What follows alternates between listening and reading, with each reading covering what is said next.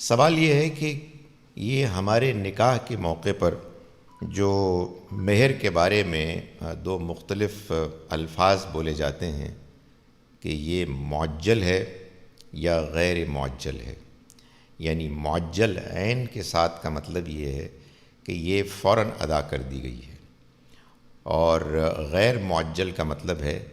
کہ مہر کی رقم بعد میں ادا کی جائے گی۔ تو یہ سوال پیدا ہوتا ہے کہ یہ غیر معجل یعنی جو فوراً ادا نہیں کی جا رہی رقم، اس کی کیا بنیاد ہے؟ دیکھیے، ایک تو بات اصولاً یہ ہے کہ نکاح کے موقع پر ہی مہر کی رقم ادا ہونی چاہیے، اس سے پہلے یا اس موقع پر، لیکن اللہ تعالیٰ نے بعض موقعوں پر اس امکان کی گنجائش رکھی ہے کہ کوئی شخص، کوئی شوہر اگر کسی مجبوری کی وجہ سے بعد میں اس کو ادا کرنے کا وعدہ کرتا ہے تو اس کو بھی بیان کر دیا گیا ہے۔ لیکن بہرحال یہ امکان ایک ایسا امکان ہے کہ جس کو کہ مجبوری ہی کے تحت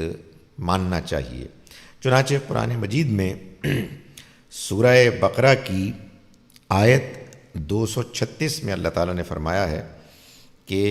لا جناح علیکم ان طلقتم النساء ما لم تمسوہن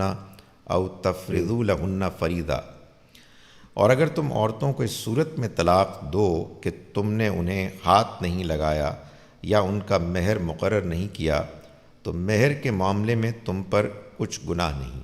یعنی اس بات کی گنجائش بیان کر دی گئی کہ یہ ہو سکتا ہے کہ کسی موقع پر مہر مقرر نہ کیا گیا ہو۔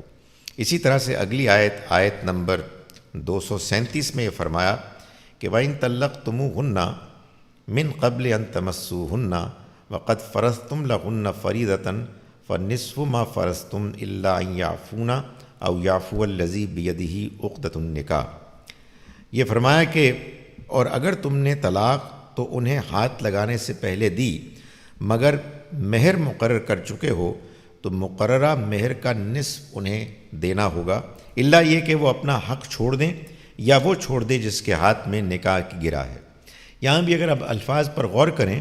تو اللہ تعالیٰ نے مہر کے مقرر ہونے کو اگر کے ساتھ بیان کیا ہے، جس میں اس بات کی گنجائش نکلتی ہے کہ مہر کی ادائیگی بعض صورتوں میں ہو سکتا ہے اس بنیاد پر ہو کہ وہ مقرر تو نہیں ہوا، لیکن اس کے بارے میں کچھ طے کیا جائے گا کہ اگر مقرر نہ ہونے کی صورت میں طلاق ہو گئی تو اس کا تعین کیسے ہوگا۔ لیکن جیسا کہ میں نے گزارش کی کہ عام حالات میں مہر قرآن مجید کے بیان سے معلوم ہوتا ہے، اور سنت طریقہ بھی یہی ہے کہ ہم اس کو فوراً ادا کر دیں، جس کو کہ ہم معجل کہتے ہیں۔ تاہم یہ بات کہ اگر اس کو غیر معجل یعنی بعد میں کسی موقع پر ادائیگی کے لیے